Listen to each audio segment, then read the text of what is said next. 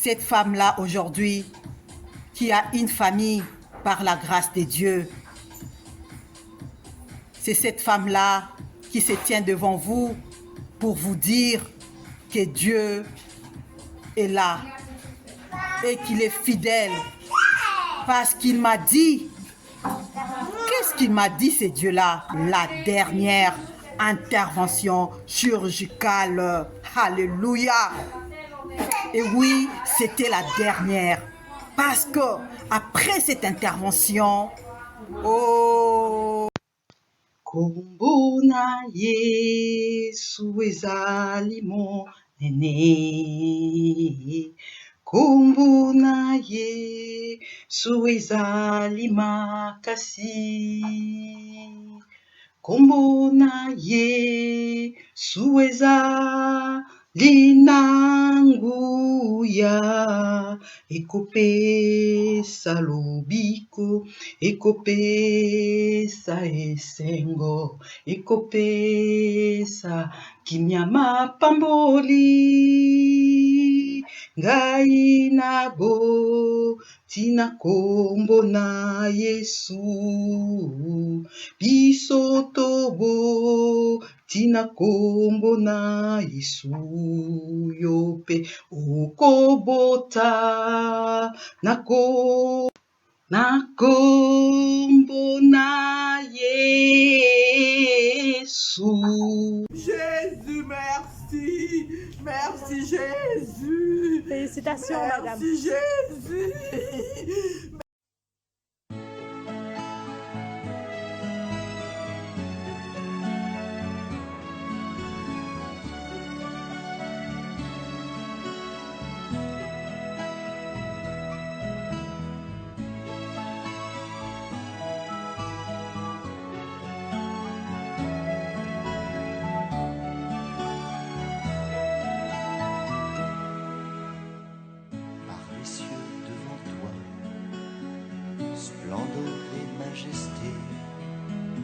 Par l'infiniment grand, l'infiniment petit, et par le firmament, ton manteau étoilé, et par frère soleil, je veux crier, mon Dieu, tu es grand, tu es beau, Dieu vivant, Dieu très haut, tu es le Dieu d'amour.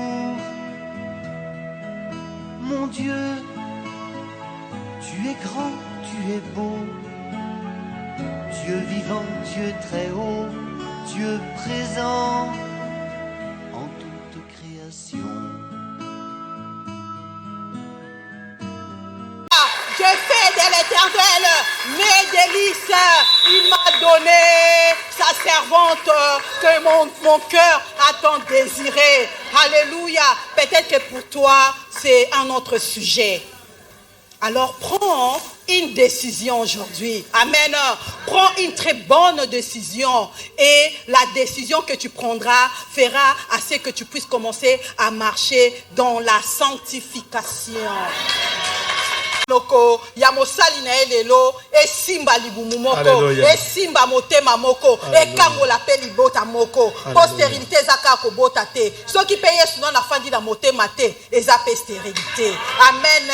Esengela comme Seigneur et Sauveur na yo. Pour répondre nasali fécondation in vitro 21 fois. Amen. Nasali yango 21 fois. Mais bo yo kalikambo yo na 21e fois. Le manque d'enfants, c'est un calvaire dans un mariage. Amen. Dont j'ai perdu. Dieu, la personne qui vous parle a totalisé 45 ans le 16 juin. Et j'ai eu ma fille à plus ou moins 42 ans. Alléluia. Et ses ventres n'a plus de trompe. Alléluia. Cette utérus a été condamnée en disant que c'était cicatriciel. Plus de 10 fécondations in vitro quand je suis arrivée au 21e. Quand je suis arrivée au 21e fécondation in vitro, ce qui est rare.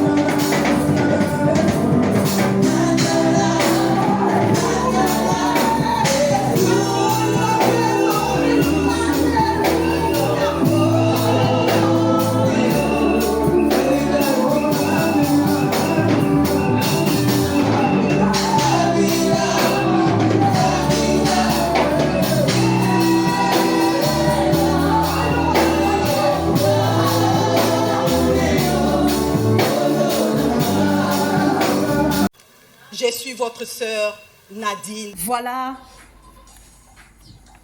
Dieu m'a dit, un véritable parcours du combattant, un véritable parcours d'une femme qui est devenue forte à cause de tout ce qui s'est déroulé dans sa vie pour devenir maman. Voilà, elle est devenue une femme forte. Cette femme-là, qui est devenue une femme de foi, cette femme-là aujourd'hui, qui a une famille par la grâce de Dieu, c'est cette femme-là qui se tient devant vous pour vous dire que Dieu est là et qu'il est fidèle. Kombo na Yesu ezali monene.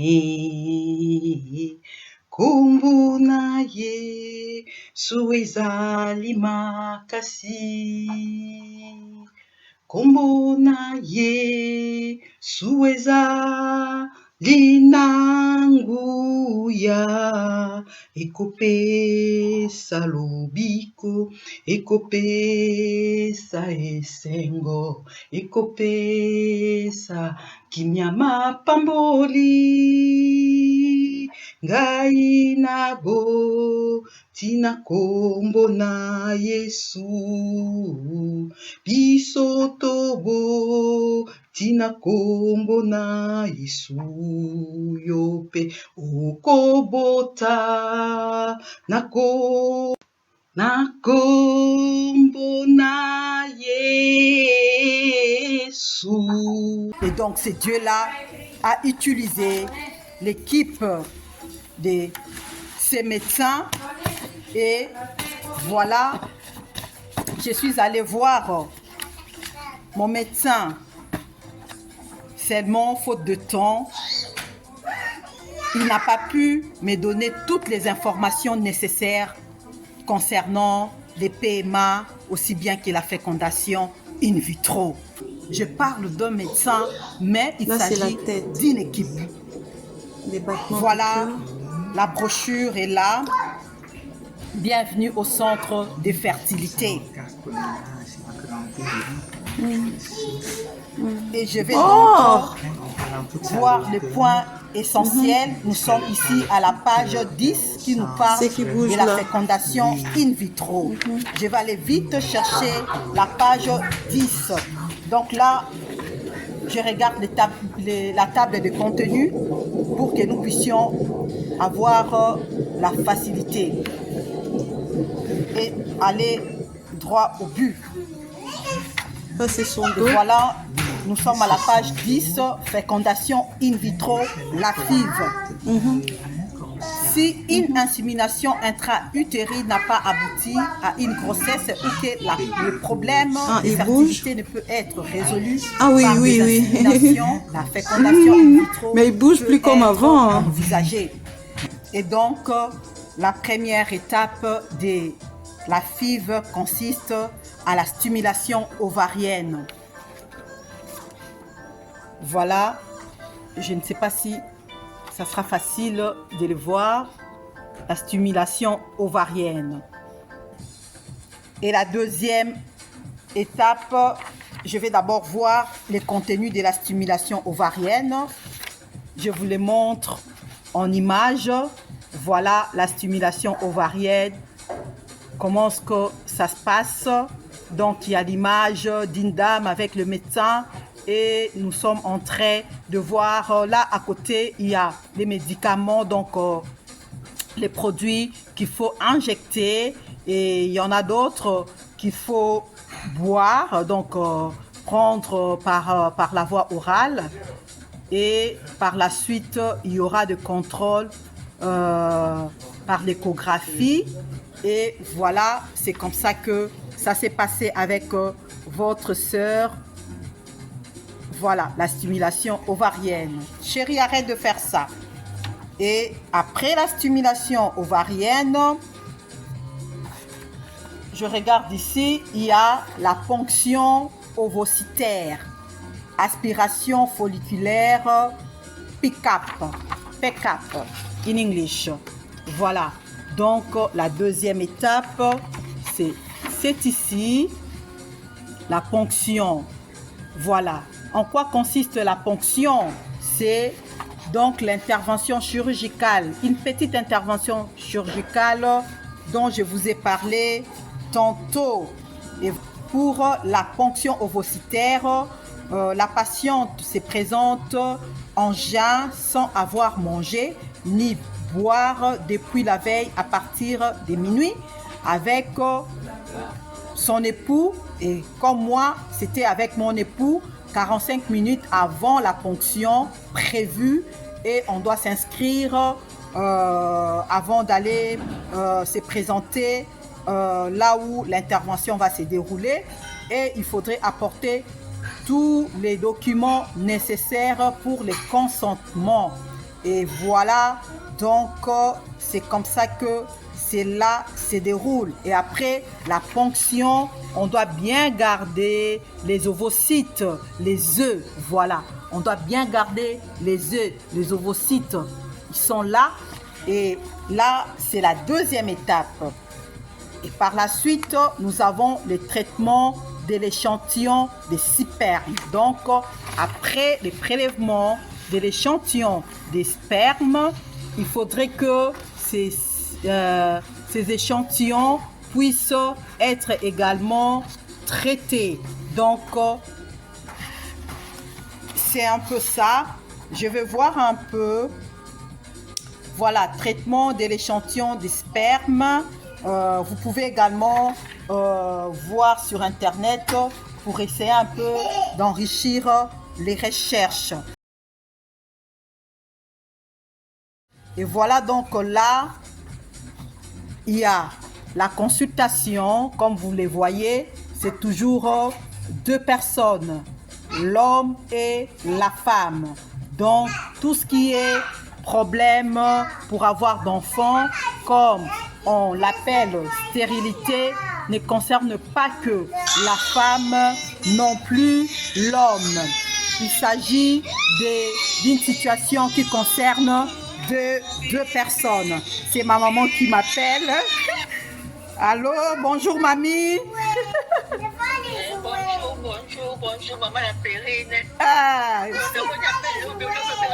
oui, allô, la benga qui n'a pas l'émission na katana nous. Un instant, à tout à l'heure. Voilà, merci de votre patience. Je reviens vers vous. Et donc là, nous continuons à donner les différentes étapes qui concernent la fécondation in vitro.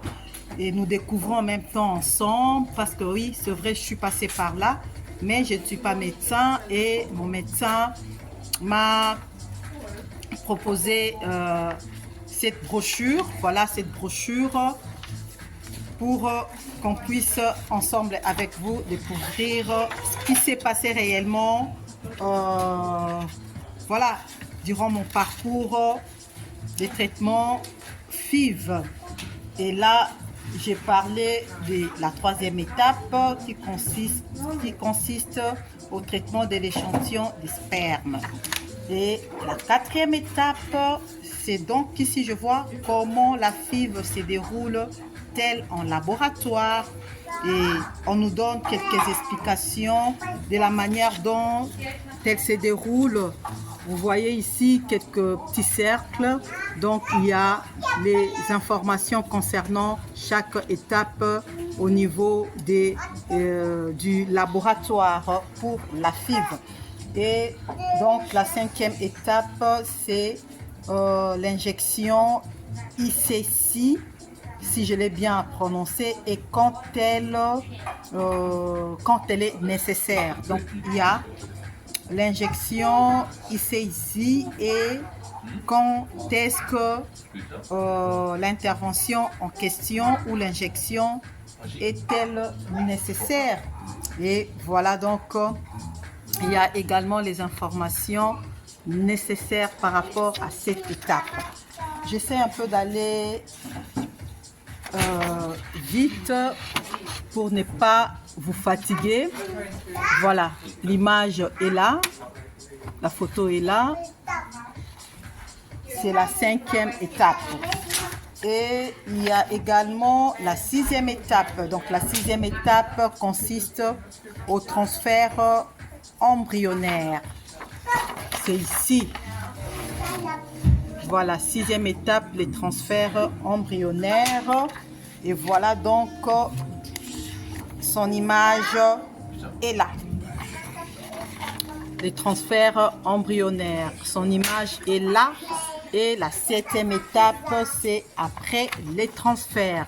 Donc après les transferts, c'est l'attente de plus ou moins 14 jours avant de faire les tests de grossesse. Et nous avons ici la 8e étape. Voilà, donc la 8e étape ici, nous avons les résultats. Donc après 14 jours, il faudrait faire les tests de grossesse pour savoir si on est enceinte ou pas. Et donc la 9e étape, c'est la congélation d'embryon. La 9e étape, c'est la congélation d'embryon. Cela veut dire que quand il y a eu la fécondation, certainement qu'il y avait plus d'un embryon, et donc on a transféré 1 ou 2 ou 3, et d'autres devraient être congelés.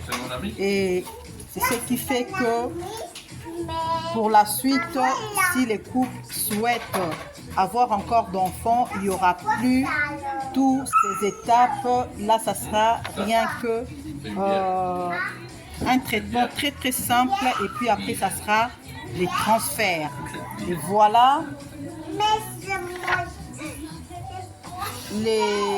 la dernière étape. Voilà, vraiment vous allez m'excuser, je vais faire en sorte qu'on puisse comprendre. Nous avons le 10e. Voilà, la 10e étape ici, c'est le déroulement d'une grossesse FIV. Le déroulement d'une grossesse FIV, et c'est aussi la dernière étape. Et il y a beaucoup de détails là-dessus. Peut-être, si Dieu permet, dans les jours à venir, nous allons continuer à découvrir les informations nécessaires concernant la FIV. Et donc ici, si je pouvais donner juste une idée, c'est qu'il y a de perte de sang le premier mois de grossesse, et je sais que cela arrive également dans les cas des grossesses naturelles. Il y a également les cas de grossesse extra-utérine. Nous avons également des grossesses multiples. Voilà pour notre numéro de séjour. Nous allons nous limiter par là. Donc, j'insiste, si je partage avec nous tous toutes ces informations concernant les PMA, aussi bien que la fécondation in vitro, c'est simplement pour nous dire que l'enfant est un don de Dieu. C'est Dieu qui donne les enfants. Il nous dit que le fruit de nos entrailles, c'est la bénédiction qui vient de lui. Donc, quel que soit ce qui s'est déroulé pour devenir parents, sachant que c'est Dieu qui nous a donné cet enfant, c'est Dieu qui vous l'avait donné. Nous n'avons pas à nous culpabiliser par rapport à cela, surtout nous les chrétiens. Un très long chemin pour devenir mère. Et avec la parole Réma, je me présente devant mon gynécologue en disant que j'ai déjà l'enfant en moi. Et mon Dieu est en mon gynécologue. Par la foi, nous deux, nous trois, moi et mon époux et les gynécologues, nous nous accordons notre Dieu en œuvre. Je vais concevoir. Je vais concevoir. Ce n'est ni les gynécos ni nous, mais c'est Dieu en nous. Voilà, consommons ce qu'on doit consommer. Mangeons sainement pour nous aider afin que la parole de Dieu puisse s'accomplir lorsque nous avons des difficultés pour devenir parents. C'est les grains de sésame, les wangila, À gogo chez nous, à Kinshasa, en République démocratique du Congo. Nous en avons à gogo et manger à gogo. Que Dieu vous bénisse abondamment. Nous avons une grande liste, une longue liste pour nous aider à bien manger. Aujourd'hui, c'est le Wangila. Que Dieu vous bénisse. La cuisine gourmande, bisoyoe, toye. Avant, c'était la cuisine gourmande sur la chaîne des références Antena, de la manière dont ça s'est déroulé. Mais aujourd'hui, la cuisine gourmande, avec l'expérience vécue, et j'aimerais bien continuer à les partager avec vous par la grâce de Dieu. Oui, j'aimerais bien le partager avec vous, cuisine gourmande en Jésus-Christ, pour la gloire de notre Seigneur Sauveur, Jésus-Christ, le roi de rois, le tout-puissant dans notre vie. Je vous bénis. Continuez, continuez à nous suivre et à soutenir cette mission par la grâce de Dieu. Amen. Au revoir. À très bientôt si Jésus-Christ ne revient pas. Merci. Reçois l'adoration. Tu es le roi des gloires, notre victoire. Digne es-tu, Seigneur, Emmanuel.